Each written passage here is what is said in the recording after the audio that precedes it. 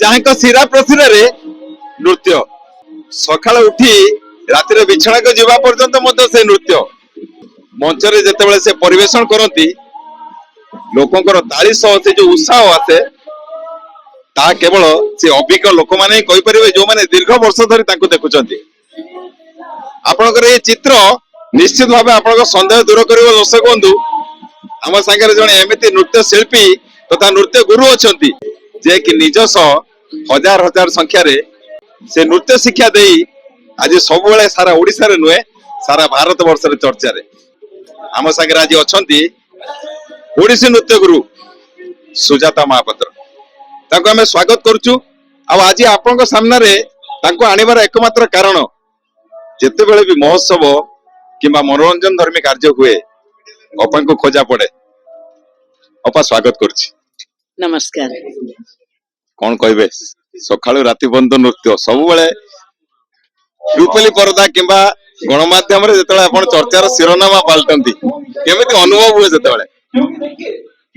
ମୁଁ ସର୍ବପ୍ରଥମେ ଭଗବାନଙ୍କୁ ନିଶ୍ଚିତ ଭାବରେ ବହୁତ ବହୁତ ଧନ୍ୟବାଦ ଦେବି ଯେ ତାଙ୍କ ହାତରେ ଗଢା ହେଇଥିବା ପଦ୍ମ ବିଭୂଷଣ ଗୁରୁ ଶ୍ରୀ କେଳୁଚରଣ ମହାପାତ୍ରଙ୍କ ସାନିଧ୍ୟରେ ମତେ ରଖିଲେ, ଯୋଉଥିପାଇଁ ହୁଏତ ଆଜି ମୁଁ ଯାହା ବି ନାଚୁଛି ବା ଯେତିକି ବି ନାଚରେ ସମସ୍ତଙ୍କର ସମ୍ମାନ ପାଉଛି ସେଟା ହୁଏତ ତାଙ୍କର ଦୟା। ଯଦି ତାଙ୍କର ଦୟା ନ ହେଇଥାନ୍ତା ତାହେଲେ ହୁଏତ ମୁଁ ଆଜି ଏଇ ଜାଗାକୁ ଆସିପାରି ନଥାନ୍ତି। ନୃତ୍ୟ ମୋର ସ୍ୱପ୍ନ, ନୃତ୍ୟ ମୋର ଆଶା, ନୃତ୍ୟ ମୋର ସବୁ କିଛି। କାରଣ ନୃତ୍ୟ ମୋ ପାଇଁ ଏକ ନିଆରା ପଥ, ଯୋଉ ପଥର ଦିଗନ୍ତ ଭାବରେ ମୁଁ ସବୁବେଳେ ମାନେ ମୋର ଗୁରୁ ଏବଂ ମୋର ଶ୍ୱଶୁର ପଦ୍ମ ବିଭୂଷଣ ଗୁରୁ ଶ୍ରୀ କେଳୁଚରଣ ମହାପାତ୍ରଙ୍କୁ। ଆଜି ଏଇ ଭଦ୍ରକରେ ଭଦ୍ରାୟଣୀ ମହୋତ୍ସବରେ ମତେ ଆମନ୍ତ୍ରିତ କରିଛନ୍ତି ଏବଂ ଭଦ୍ରାୟଣୀ ସମ୍ମାନ ପ୍ରଦାନ କରିଥିବାରୁ ସମସ୍ତ ଜୁରିଙ୍କୁ ତଥା ଜିଲ୍ଲାପାଳଙ୍କୁ ଏବଂ ଆମର ମନ୍ତ୍ରୀଙ୍କୁ ମଧ୍ୟ ମୁଁ ନିଶ୍ଚିତ ଭାବରେ ସାଧୁବାଦ ଦେବି। ଏବଂ ଭଦ୍ରକ ଯେ ମୋର କେତେ ନିଜର ଏବଂ ଭଦ୍ରକରେ ମୋର ଯୋଉ ଉତ୍ସବ ଅନୁଷ୍ଠାନ ଅଛି ସେଥିରେ ରିଚା ଯିଏକି ଡାଇରେକ୍ଟର ଅଫ ରିଚା ଯିଏକି ଉତ୍ସବର ଅନୁଷ୍ଠାନର କର୍ମକର୍ତ୍ତା, ତାକୁ ମୁଁ ସବୁବେଳେ ନୃତ୍ୟ ଶିକ୍ଷା ଦେଇ ତାର ସ୍କୁଲରେ ସମସ୍ତଙ୍କୁ ନୃତ୍ୟ ଶିକ୍ଷା ଦେଇ ଏଇଠି ମଧ୍ୟ ଗୋଟେ ଓଡିଶୀ ନୃତ୍ୟର ଅନୁଷ୍ଠାନ ଖୋଲି ପାରିଛି। ସେଥିପାଇଁ ହୁଏତ ମୁଁ ଭଗବାନଙ୍କ ନିଶ୍ଚିତ ଭାବରେ ଧନ୍ୟବାଦ ଦେବି। ଆଉ ମୋର ମା ଜଣେ ନୃତ୍ୟ ଗୁରୁ ଯିଏକି ମୋ ପାଦରେ ଘୁଙ୍ଗୁର ବାନ୍ଧିଥିଲେ ଏବଂ ସେଇ ଘୁଙ୍ଗୁର ଆଜି ସବୁବେଳ ପାଇଁ ବାଜିବ, ଯାହାଙ୍କର ଆଶୀର୍ବାଦ ସେ ଆଉ କେହି ନୁହନ୍ତି ପଦ୍ମ ବିଭୂଷଣ ଗୁରୁ ଶ୍ରୀ କେଳୁଚରଣ ମହାପାତ୍ର। ମୋର ଛାତ, ମୋର ଗୁରୁ, ଦୁଇଟି ଗୁରୁ, ମୋର ଜନ୍ମ ଗୁରୁ ଏବଂ ମୋର ଶିକ୍ଷା ଗୁରୁ, ଏଇ ଦି ଜଣଙ୍କ ଭିତରେ ସୀମିତ ହୋଇ ରହିଲା, ଯୋଉଥିପାଇଁ ମୁଁ ନିଜକୁ ଜଗନ୍ନାଥଙ୍କ ପାଖରେ ବହୁତ ବହୁତ ଋଣୀ ହେଇକି ରହିବି। ନିଜ ଜନ୍ମିତ ମା ପାଦରେ ଘୁଙ୍ଗୁର ବାଜିଲେ ଆପଣଙ୍କର ଅନ୍ତର୍ନିହିତ ଗୁଣକୁ ସେ ଦେଖିଥିଲେ, କିନ୍ତୁ ଆପଣଙ୍କର ଯିଏ ଅରିଜିନାଲ ଗୁରୁ କର୍ମକ୍ଷେତ୍ରରେ ଆସିଲେ ସିଏ ପରବର୍ତ୍ତୀ ସମୟରେ ଆପଣଙ୍କ ଶ୍ୱଶୁର ମଧ୍ୟ ହେଲେ। ଦର୍ଶକ ବନ୍ଧୁ ଏଠି ଆପଣଙ୍କୁ ଜଣେଇଦେବାକୁ ଚାହୁଁଛୁ ପଦ୍ମ ବିଭୂଷଣ ଗୁରୁ କେଳୁଚରଣ ମହାପାତ୍ର ଯିଏକି ବିଧି ବ୍ୟବସ୍ଥା ଭିତରେ ରହି ହଜାର ହଜାର ସଂଖ୍ୟାରେ ନୃତ୍ୟାଙ୍ଗନା ସୃଷ୍ଟି କରିଛନ୍ତି। ତାଙ୍କର ସେଇ ନୃତ୍ୟ ଟିକକ ଆଜି ଝଲକୁଛି ତାଙ୍କ ବୋହୂ ରୂପରେ। ବୋହୂ କେଳୁଚରଣ ମହାପାତ୍ରଙ୍କର ସାନ୍ନିଧ୍ୟ ଲାଭ କଲା ପରେ ଯେତେବେଳେ ପରିବାରକୁ ଆଗକୁ ବଢେଇଲେ ସେ କଳାକୁ ମଧ୍ୟ ତାଙ୍କ ସାଙ୍ଗରେ ନେଇକି ଗଲେ, ଯାହା ଫଳରେ ଆଜି ସେ ଭାରତ ବର୍ଷରେ ଚର୍ଚ୍ଚାରେ। ଏଇ ଗୁରୁ ଶିଷ୍ୟ ପରମ୍ପରା ତାକୁ ନେଇ ଶ୍ୱଶୁର ବୋହୂଙ୍କର ସମ୍ପର୍କ କେମିତି? ଶ୍ୱଶୁର ବୋହୂ ଏବଂ ଗୁରୁ ଶିଷ୍ୟର ପରମ୍ପରା ବହୁତ ନିଆରା, ଆଉ ସେଇଟା ମୁଁ ସବୁବେଳେ ଅନୁଭବ କରେ। କାରଣ ମୋର ଅନୁଭୂତି, ମୋର ଅନୁଭବ ହିଁ ମୋର ସବୁ କିଛି।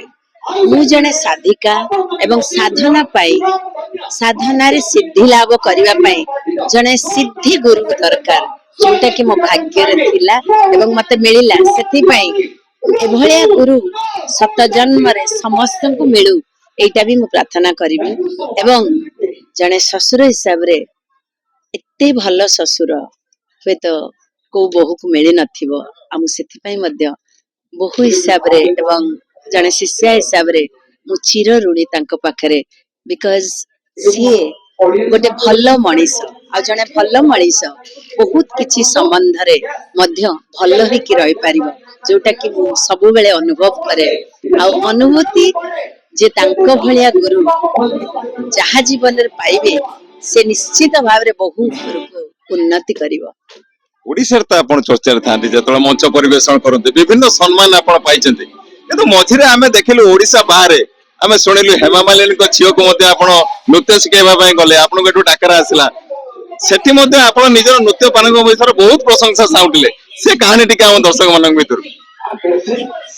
ଆକ୍ଚୁଆଲି ଗୋଟେ ଥର ଏନସିପିଏ ନାରୀମନ ପଏଣ୍ଟରେ ବମ୍ବେରେ ଗୁରୁଜୀଙ୍କ ପାଖକୁ ହେମା ମାଳିନୀ ଆସିଥିଲେ ନାଚ ଶିଖିବା ପାଇଁ। ସେଇଠି ଆମର ପ୍ରଥମ ଦେଖା।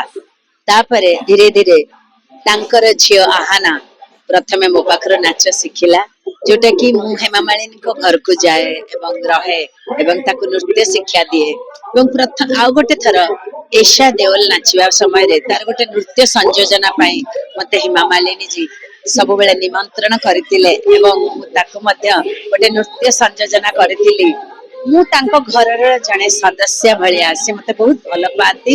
ଆଉ ସେ ସଦସ୍ୟ ହେବାର ପ୍ରଥମ କାରଣ ହଉଛି ଗୁରୁ କେଳୁଚରଣ ମହାପାତ୍ର, କାରଣ ସିଏ ଗୁରୁ ପରିବାରକୁ ବହୁତ ଭଲ ପାଆନ୍ତି ଏବଂ ତାଙ୍କ ଝିଅ ମାନେ ମଧ୍ୟ ସେତିକି ସମ୍ମାନ ଦେଇକି ସେଇ ଡୋରିକୁ ବାନ୍ଧିକି ରଖିଥିଲେ। କାରଣ ହେମା ମାଳିନୀ ନିଜେ ଜଣେ ନୃତ୍ୟ ଶିଳ୍ପୀ, ସେ ନୃତ୍ୟ ଜାଣନ୍ତି ଏବଂ ନୃତ୍ୟକୁ ସମ୍ମାନ ଦିଅନ୍ତି। ଆପଣ ଯେତେବେଳେ ଦେଶରେ ପରଫରମାନ୍ସ ଦିଅନ୍ତି ସେତେବେଳେ ଅଲଗା କଥା, ଆପଣ ଆମ ଦେଶର ଆମ ରାଜ୍ୟର ଝିଅ, ଯେତେବେଳେ ଦେଶ ବାହାରକୁ ଯାଆନ୍ତି ପ୍ରବାସୀ ଓଡିଆ ହୁଅନ୍ତୁ କିମ୍ବା ଯୋଉମାନେ ବି ଆପଣଙ୍କ ସହିତ ଯୋଗାଯୋଗ ଭିତରେ ଥାଆନ୍ତି, ଯେତେବେଳେ ଡାକନ୍ତି ଦେଶ ଭିତରେ ଆଉ ଦେଶ ବାହାରେ ଯେତେବେଳେ ପରଫରମାନ୍ସ ଦିଅନ୍ତି ସେ ଅନୁଭୂତି କେମିତି ଥାଏ? ଦେଶ ଭିତରେ ଦେଲେ ଲାଗେ ଯେ ମୋ ଘରେ ମୁଁ ପରଫର୍ମାନ୍ସ କରୁଛି, ଯେତେବେଳେ ଦେଶ ବାହାରେ କରେ ସେତେବେଳେ ଲାଗେ ମୋ ନୃତ୍ୟକୁ ମୁଁ ଘରୁ ବାହାରକୁ ନଉଛି। ଆଉ ଯେତେବେଳେ ମୁଁ ବାହାରକୁ ନେଇକି ଯାଉଛି ସେତେବେଳେ ଅଫକୋର୍ସ ସେତିକି ସାଧନା ନ କରିଥିଲେ ବା ସେତିକି ନିଷ୍ଠା ନଥିଲେ ଆମେ କେବେ ବି ପ୍ରତିଷ୍ଠା କରିପାରି ନଥାନ୍ତୁ। ତେଣୁ ଦେଶରେ ନାଚିଲେ ବି ଗୋଟେ ଅଲଗା ଟାଇପର ଖୁସି ଏବଂ ଦେଶ ବାହାରେ ନାଚିଲେ ସିଏ ମଧ୍ୟ ଅନ୍ୟ ଏକ ଖୁସି। ଦିଟା କେବେ ତୁଳନାତ୍ମକ ନୁହେଁ, କାହିଁକି ନା ଘରେ ପଖାଳ ଭାତ ଖାଇଲେ ବି ଶାଗ ଲଗେଇକି ସେଟା ନିଜ ଘର, ଆଉ ଯେତେବେଳେ ବାହାରେ ଚିକେନ ବିରିୟାନୀ ଖାଉ ତାର ବି ସ୍ୱାଦ ଅଲଗା। ତେଣୁ ମୁଁ କେବେ କମ୍ପେୟାର କରିପାରିବିନି, କିନ୍ତୁ ଦିଟାକୁ ଉଚିତ ସମ୍ମାନ ଦେବି। ଯେ ଦେଶେ ଯାଇ ସେ ଫଳ ଖାଏ। ନୃତ୍ୟ ବର୍ତ୍ତମାନ ଆପଣଙ୍କର ଗୋଟେ ଅଙ୍ଗ ହେଇଯାଇଛି ବୋଲି କହିବାକୁ ଗଲେ ଚଳେ। ଯେତେବେଳେ ଆପଣ ପିଲାମାନଙ୍କୁ ନୃତ୍ୟ ଶିକ୍ଷା ଦିଅନ୍ତି ଅନେକ ପିଲା ଆପଣଙ୍କୁ ଆଇଡଲ ବୋଲି ମାନନ୍ତି। ଆଜି ସେଇ ଶିଷ୍ୟ ଯୋଉମାନେ କି ଆପଣଙ୍କୁ ଦେଖିକି ମଞ୍ଚ ଉପରକୁ ଯିବା ପାଇଁ ଯୋଉ ପାହାଚ ଚଢିବା ପାଇଁ ଚେଷ୍ଟା କରୁଛନ୍ତି ସେମାନଙ୍କ ପାଇଁ ଆପଣଙ୍କର କଣ ବାର୍ତ୍ତା ରହିବ? ମୁଁ ନୂଆ ପିଢି ନୂତନ ପିଢି ମାନଙ୍କୁ ସବୁବେଳେ କହିବି ଯେ ଦୌଡ଼ ନାହିଁ, ଚାଲ। କାହିଁକି ନା ଯେତେ ସ୍ଲୋରେ କାମ କରିବ ସେତେ ସ୍ଟେଡି ରହିବ। Slow and steady wins the race. ଆମେ ଯଦି ଧୀର ପାଣି ପଥର କାଟେ, ଆମେ ଯଦି ଧୀରେ ଧୀରେ ସବୁ ଜିନିଷକୁ ନବା ପାଇଁ ଚେଷ୍ଟା କରିବା ହୁଏତ ଆମ ସାଧନାର ସିଦ୍ଧି ସେଇଦିନ ମିଳିବ ଯୋଉଟା କି ଯାହା ଭାଗ୍ୟରେ ଥିବ। କାରଣ କର୍ମ ନେଇ ଭାଗ୍ୟ, ସବୁବେଳେ ବେଶୀ ଆଶା କଲେ ଦୁଃଖ ପାଇବ, କିନ୍ତୁ କମ ଆଶା କରି ବେଶୀ କଲେ ହୁଏତ ଗୋଟେ ଦିନ ବହୁତ ସୁଖ ମିଳିବ। ଦର୍ଶକ ବନ୍ଧୁ ନିଜର ଅନୁଭୂତି ଆଉ ଅଭିଜ୍ଞତାକୁ ନେଇ ସେ ଆପଣଙ୍କ ପାଖରେ ନିଜର ବିଚାର ରଖିଲେ। ଓଡିଶୀ ନୃତ୍ୟ କଥା ଉଠିଲେ ଯେତେବେଳେ ତାଙ୍କ ମୁହଁରୁ କଥା ଓଡିଶୀ ପାଇଁ ବାହାରୁଥିଲା ଗୁରୁଙ୍କ କଥା ସବୁବେଳେ ଆସୁଥିଲା। ଗୁରୁ ଶ୍ରୀ କେଳୁଚରଣ ମହାପାତ୍ର ପଦ୍ମ ବିଭୂଷଣ କେବଳ ଓଡିଶା ପାଇଁ ନୁହେଁ ସାରା ଭାରତ ବର୍ଷକୁ ତାଙ୍କର ଏ ଦାନ ସବୁଦିନ ପାଇଁ ଚିର ଅମର ରହିବ। ଏବଂ ତାଙ୍କ ବହୁ ହିସାବରେ ସେ ଯୋଉ ଅକ୍ଳାନ୍ତ ପରିଶ୍ରମ କରୁଛନ୍ତି, ଯୋଉ ସାଧନା କରୁଛନ୍ତି ତାକୁ ନେଇ ମଧ୍ୟ ଆପଣଙ୍କ ପାଖରେ ନିଜସ୍ୱ ସନ୍ଦେଶ ରଖିଲେ ସାଧନାର ସିଦ୍ଧି। ଆଉ ସେ ସିଦ୍ଧି ପାଇବାକୁ ହେଲେ ଆପଣଙ୍କୁ ସେ ସାଧନା ଦେଇକି ହିଁ ଯିବାକୁ ପଡିବ। ଆଗାମୀ ପିଢି ନିଶ୍ଚିତ ଭାବେ ତାଙ୍କ ପାଖରୁ ଏ ଶିକ୍ଷା ଲାଭ କରୁ ଏବଂ ଆମେ ମଧ୍ୟ ଆମ ଚ୍ୟାନେଲ ମାଧ୍ୟମରେ ନିଶ୍ଚିତ ଭାବେ ଆଗ୍ରହ ରଖୁଛୁ ମହାପ୍ରଭୁ ଜଗନ୍ନାଥ ତାଙ୍କ ଚଲାପଥ କୁସୁମିତ କରନ୍ତୁ ଏବଂ ତାଙ୍କୁ ସେ ବଳ ଆଉ ଅସୀମ ସାହାଯ୍ୟ ଆଉ ଧୈର୍ଯ୍ୟ ଦିଅନ୍ତୁ। ଏମିତି ସେ ମଞ୍ଚରେ ନିଜର ନୃତ୍ୟ ପରିବେଷଣ କରି ଆପଣ ମାନଙ୍କ ମନୋରଞ୍ଜନ କରନ୍ତୁ। ଆଉ ସେ ଯୋଉ ଶିକ୍ଷଣୀୟ କଥା ସବୁ ରହିଲା ଓଡିଶାରୁ ନେଇ ବମ୍ବେ ପର୍ଯ୍ୟନ୍ତ ସେ ବିଚାର ମଧ୍ୟ ଆପଣଙ୍କ ପାଖରେ ଛାଡିଲୁ। ଭଦ୍ରକରୁ ପ୍ରଭାତ ବିଜୟ, ଆରସିଏନ୍ ଓଡ଼ିଆ।